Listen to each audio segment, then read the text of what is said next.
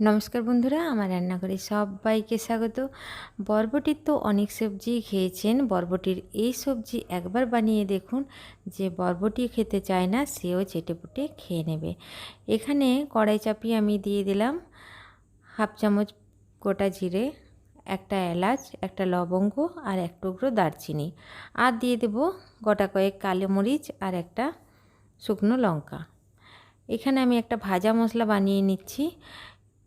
গ্যাসের আঁচটা কম করে 10 সেকেন্ড এটা ভেজে নেব। ভেজে ঠান্ডা করে এটা গুঁড়িয়ে নেব।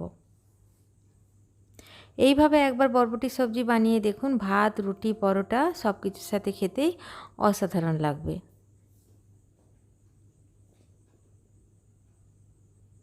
কম আঁচে 10 সেকেন্ড ভেজে নিলাম। এরপর নামিয়ে ঠান্ডা করতে দিয়ে দেব। এরপর কড়াই চাপিয়ে বেশ খানিকটা সরষের তেল দিয়ে দিলাম। আগে থেকে আমি একটা আলু আর 250 গ্রাম বরবটি কেটে ধুয়ে রেখেছি। আলুটা প্রথমে আমি দিয়ে দিলাম। আলুটা কুচি করে কেটে নিয়েছি। আলুটা কিছুক্ষণ ভেজে নেওয়ার পর বরবটিগুলো এর মধ্যে দিয়ে দেব।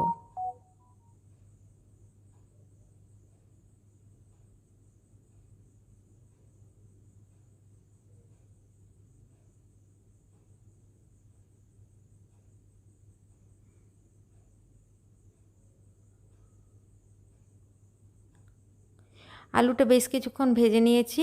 এরপর কেটে রাখা বরবটিগুলো এর মধ্যে দিয়ে দিলাম।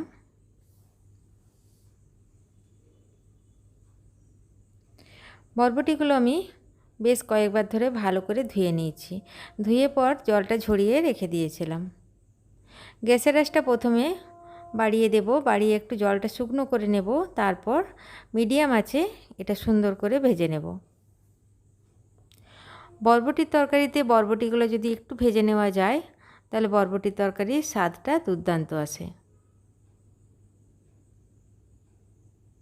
এই তরকারিতে তেলটা একটু বেশি লাগবে।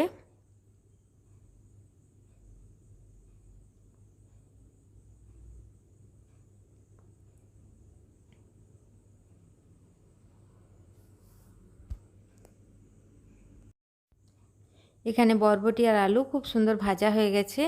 এরপর নামিয়ে কড়াইটা আমি আবার চাপিয়ে দেব। কড়াই চাপিয়ে দিয়েছি, দিয়ে দেব সর্ষের তেল। এরপর আমি 2 চামচ সর্ষের তেল দিয়ে দিলাম। এরপর দিয়ে দেব হাফ চামচ গোটা জিরে।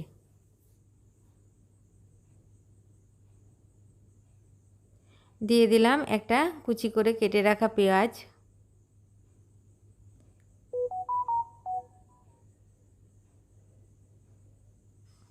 পেঁয়াজটা একটু লালচে করে ভেজে নেওয়ার পর একটা কেটে রাখা টমেটো এর মধ্যে দিয়ে দেব।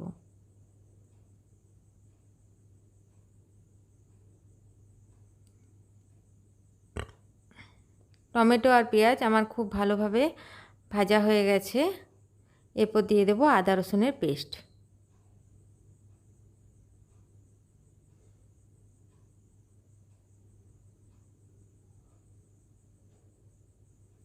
এখানে আমি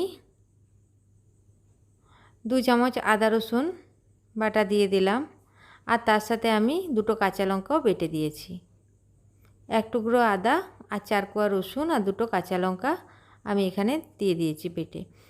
দিয়ে দিলাম জিরে গুঁড়ো 1 চামচ, ধনে গুঁড়ো 1 চামচ, আর পরিমাণ মতো নুন আর পরিমাণ মতো হলুদ গুঁড়ো। মশলাটা বেশ কিছুক্ষণ ধরে কষিয়ে নেব। আর আমি এর মধ্যে একটা জিনিস ইউজ করছি।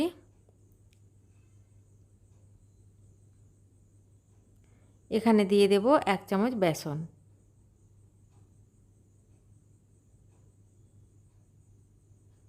বেসনটা দিয়ে আদা রসুন পেঁয়াজ বাটার সাথে ভালো করে ভেজে নেব।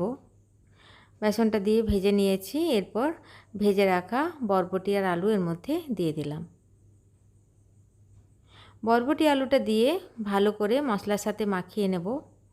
মাখিয়ে কম আঁচ করে ঢাকা দিয়ে 1 মিনিটের জন্য রেখে দেব। ভাজতে ভাজতে বরবটি আলুটা আমার 80% সেদ্ধ হয়ে গেছে। আর কম আঁচে ঢাকা দিয়ে আমি বেশ কিছুক্ষণ ধরে রেখে দিলে বাকিটা সেদ্ধ হয়ে যাবে।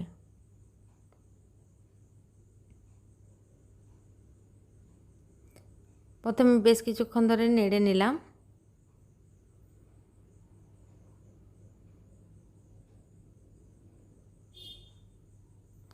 এরপর ঢাকা দিয়ে দিলাম, ঢাকা দিয়ে আঁচটা একদম কম করে দেব।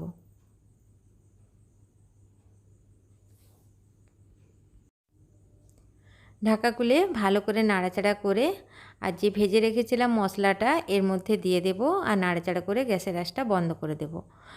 তৈরি হয়ে যাবে সুন্দর স্বাদের বরবটি আলুর একটি রেসিপি। আমার এই বরবটি আলুর রেসিপি আপনাদের যদি ভালো লাগে তো আমার চ্যানেলটিকে সাবস্ক্রাইব করার জন্য অনুরোধ রইল, সঙ্গে একটি লাইক করে দেবেন। ভিডিওটি দেখার জন্য আপনাদের সকলকে অসংখ্য ধন্যবাদ। এরপর নাড়াচাড়া করে গরম গরম ভাত, রুটি, পরোটার সাথে এটা পরিবেশন করুন, খেতে দুর্দান্ত লাগবে।